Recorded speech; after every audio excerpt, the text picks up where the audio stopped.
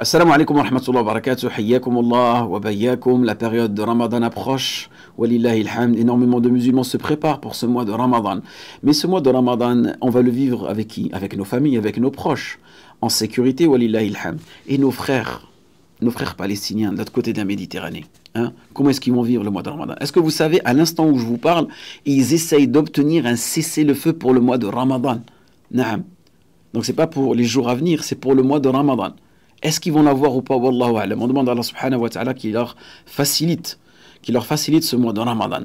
Ils essayent d'obtenir un cessez-le-feu. Et de l'autre côté de l'Atlantique, vous avez une personne qui s'est immolée. Qui s'est immolée, c'est-à-dire, elle s'est brûlée à vif. Et elle l'a fait de elle-même. On m'a transmis la vidéo, dès que je l'ai regardée, subhanallah, ça m'a vraiment touché. Dans quel sens en réalité? C'est que je me suis dit, comment cette personne-là, qui habite à des milliers de kilomètres de la Palestine, hein, que cette personne-là, elle arrive à ressentir la douleur que vivent les Palestiniens. On regarde la vidéo, on la commente, on essaye de comprendre les sagesses qu'on peut tirer de cet extrait-là, même si l'acte en lui-même, vous savez que religieusement il est interdit, mais qu'est-ce qui l'a poussé en réalité? Moi c'est ça que je me dis, mais qu'est-ce qui l'a poussé à faire cela? Donc écoutez ce qu'il dit. Oui, donc c'est un aviateur aux Air Force américaines. Il dit, et je ne serai plus complice du génocide qui se passe en ce moment en Palestine. Regardez ce qui l'a poussé. Donc c'est ça, première raison.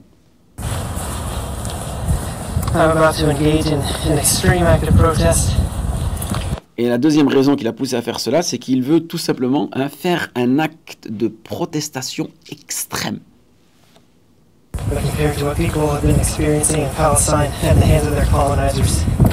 Parce qu'il a comparé en réalité ce que vivent nos frères palestiniens en ce moment, hein, d'accord, et ce que lui, il va vivre. Donc il s'est dit peut-être qu'en faisant cela, ça allait faire réagir l'opinion mondiale. Il dit que c'est, en réalité, ce qu'il va vivre lui, ça n'a rien à voir avec ce que eux ils vivent là-bas.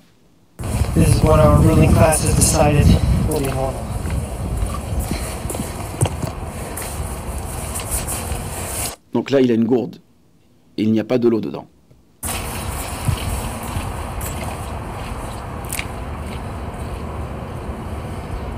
Donc là, il se met devant l'ambassade israélienne à Washington. Et vous entendez le bruit d'accord. Donc il commence petit à petit, Free Palestine, libérer la Palestine, libérer la Palestine. Donc voilà, qu'est-ce qui le pousse à faire cela? Il veut que la Palestine soit libérée. Subhanallah. Donc une personne dit, est-ce que tu as besoin d'aide? En réalité, il est en train de lui dire, c'est pas moi qui ai besoin d'aide, c'est nos frères en Palestine qui ont besoin d'aide.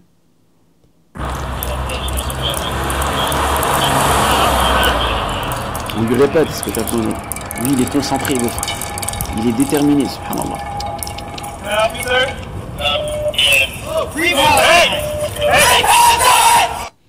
Donc là, les images, franchement, elles sont difficiles tout simplement à voir. Et il s'est immolé. Donc ça, c'est un acte qui est totalement interdit dans notre religion. Mais qu'est-ce qui l'a poussé à s'immoler? Est-ce que vous pensez que, parce que c'est déjà arrivé, c'est pas la première fois, est-ce que c'est la même motivation qu'il y a eu durant le printemps arabe? Il y a des personnes qui se sont immolées durant le printemps arabe. Qu'est-ce qui les a poussés à s'immoler? C'est tellement ils étaient désespérés de ne plus pouvoir subvenir aux besoins de leur famille et que leur seule solution c'était tout simplement de s'immoler. Ils ont fait ça pour la dunya. Et ça c'était entre guillemets des personnes musulmanes.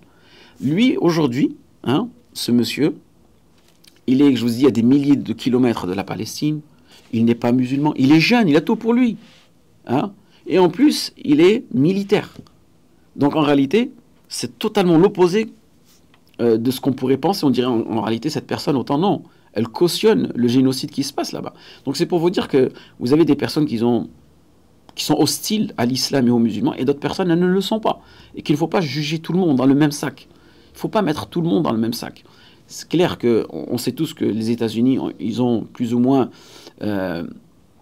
contribuer, favoriser ce qui se passe aujourd'hui là-bas, mais vous avez des personnes dans le monde entier qui sont contre ce qu'il se passe.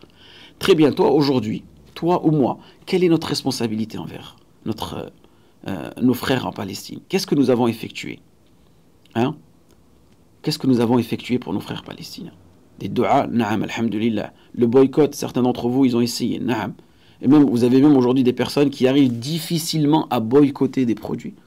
Il sait que telle entreprise, c'est elle qui s'occupe de nourrir, d'armer les soldats. Et malgré cela, hein, on voit encore des personnes qui achètent ces produits-là. Enfin, bien sûr, on a déjà parlé de cette mas'ala du boycott. On ne peut pas imposer le boycott aux gens. Mais juste regarde ton degré d'implication dans la cause palestinienne. Il est très très faible. Hein. On demande à Allah subhanahu wa ta'ala qui nous facilite. Et on demande à Allah subhanahu wa ta'ala qu'il tout simplement donne une solution la plus rapide possible à nos frères palestiniens et qu'on arrive à tout simplement à conscientiser ce qui se passe là-bas et ne pas oublier nos frères palestiniens. Wafaqakum Allah lima yuhibbu wa yarda wa akhiru da'wana alhamdulillahi rabbil alamin.